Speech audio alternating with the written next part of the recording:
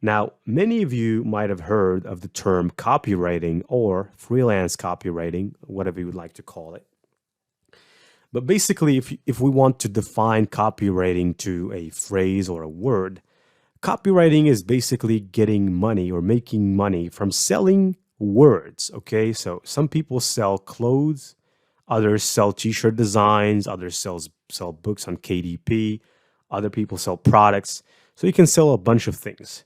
And one of the things that you can sell is words. Okay, so you can sell words. How crazy is that? And the online world allows you to sell words. Now, the only issue that people have here is that I get this a lot, and many people will tell me, yeah, I know. I know that copywriters probably are making a ton of money out there. But the only issue is I'm not good at SEO, which means social, not social, but search engine optimization. I've just, because of this social here, the word made me read it as social. But, anyways, SEO stands for search engine optimization.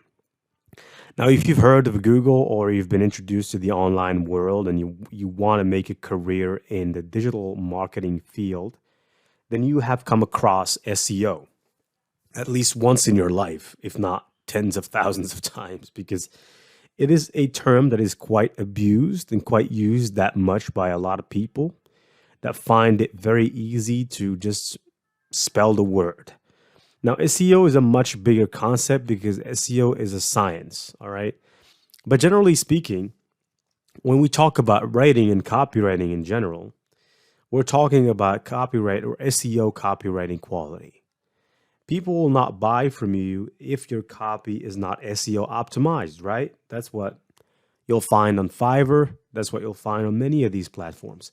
Now, here, I'm going to show you a way that you can take any article, any field. Let's imagine for a second that you are an engineer and that you don't understand anything. You don't understand the last thing about medicine.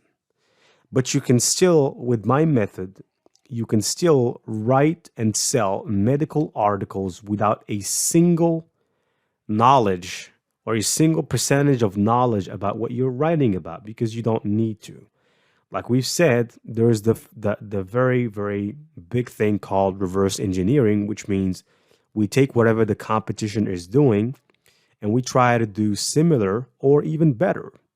And fortunately, there is this tool called Grammarly, which I've used for years now. And it actually allowed me to make a bunch of money, especially when I was starting out as a copywriter. And I was like you, my level of English was not that great at the time. Not English, not spelling, but my level of writing at English. I mean, I couldn't know how to place a comma, how to place a point. I mean, I was really, really bad when it came to those rules. But what Grammarly allowed me to do is it allowed me to just take whatever articles are there and just write better ones. And the good news about this method is that you'll not only write better ones, but you'll also cover yourself up because these people are going to buy copywriting from you. They're going to obviously buy words from you. Words are the product. They're going to require you to write authentic content. They're going to tell you, okay, we need you to write authentic content, something that doesn't exist on the internet.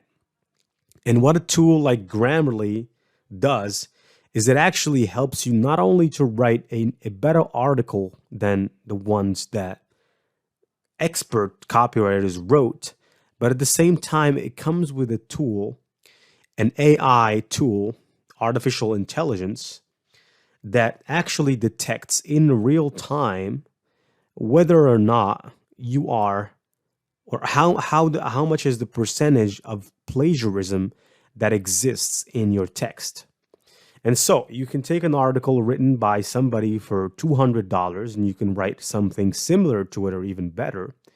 And at the same time, I can help you and I can show you how you can write an article such as that.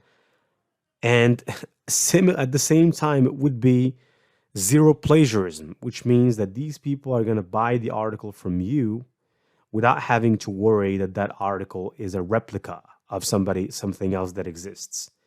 And so, keep following up. This is just the introduction about the course. Obviously, there's still more to go. So brace yourselves and keep learning.